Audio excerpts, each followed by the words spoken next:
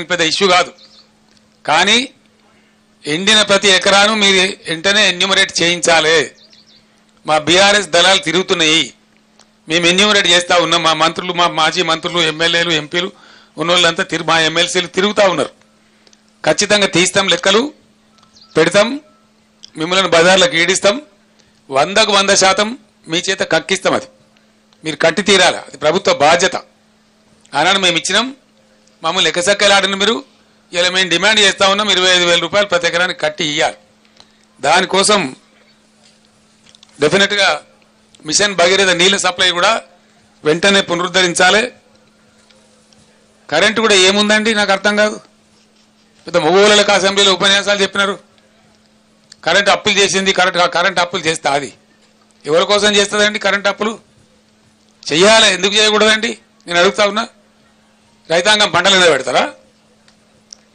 ఆయన నేను చెప్పిన అసెంబ్లీలో గంట సేపు చెప్పిన ఉపన్యాసంలో పీక్ అవర్స్ వచ్చినప్పుడు ఒక 2 నెలల పాటో 3 నెలల పాటో నెలకో 1,000, 1,200, 1,400 కోట్లు పెట్టి 1,400, 1,200 కోట్లు కాదు ఇక్కడ ఇష్యూ, ఎన్ని కోట్లు అన్నది కాదు. ఎంత కరెంటు షార్టేజ్ ఉంటే అంత పర్చేజ్ చేయాలి, ఇవ్వాలి, సప్లై చేయాలి. మేము అదే పని చేసినాం. అందుకే ఆనాడు రెప్పపాటు కరెంటు పోలే.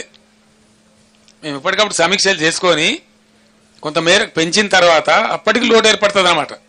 అనూహ్యమైన లోడ్ వస్తుంది. మా అప్పటికంటే ఇప్పుడు ఎక్కువ లోడ్ ఏం రాలే, అంతే 500-600 మెగావాట్లే వచ్చింది. మేమున్నప్పుడు పీక్ లోడ్ 14,900 పైచీలకు పోయింది. మొన్న పీక్ లోడ్ 15,600లకు పోయింది. అంటే దాని అర్థమైంది, ఒక 600-700 మెగావాట్లు ఎక్కువైంది. అది మీరు కొంటలేరు. మీరు కూడా కొంత కొంటున్నారు, కానీ ఎంత అవసరమో రైతులకు, రాష్ట్ర ప్రజలకు అంత మీరు కొంటలేరు. కాబట్టి కరెంట్ వస్తలేదు. చాలామంది రైతులు నాతో చెప్పినారు, ఎందుకు కాలుతున్నాయి మోటార్లు? మొన్నటిదాకా 8 ఏళ్ళు కాలని మోటార్ ఎందుకు కాలుతుంది సార్? చాలాసార్లు వస్తున్నది పోతున్నది, వస్తున్నది పోతున్నది. రోజులో 5 సార్లు, 6 సార్లు, 7 సార్లు వస్తున్నది పోతున్నది. అక్కడక్కడ మా వాళ్ళు సభలు మాట్లాడుతుంటే పోతా ఉన్నది.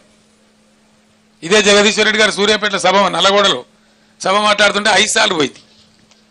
పోయినప్పుడల్లా బయట కింద కూర్చున్న వాళ్ళంతా జై కాంగ్రెస్ అంటారు. ఇది పరిస్థితి. అయినా మీకు సీమ కుట్టినట్లేదు, మీకు బాధ లేదు, ఇబ్బంది లేదు. ఈసారి బడగాడుపులు ఉంటాయని చెప్తున్నారు, భయంకరమైన గాడుపులు ఉంటాయని చెప్తున్నారు. అయినా మేము పట్టించుకునే పరిస్థితి లేదు. కానీ మేము మాత్రం ఊరుకునే పరిస్థితి కాదు. ఎట్టి పరిస్థితులలో మీకు అసలు పట్టింపలేదు రైతులంటే. రైతు బంద్ చేయడానికి పెద్దగా హరిగోస పెట్టినారు వాళ్ళను. వస్తుందా రాదా ఒక భయంకరమైనటువంటి పరిస్థితి తెచ్చినారు.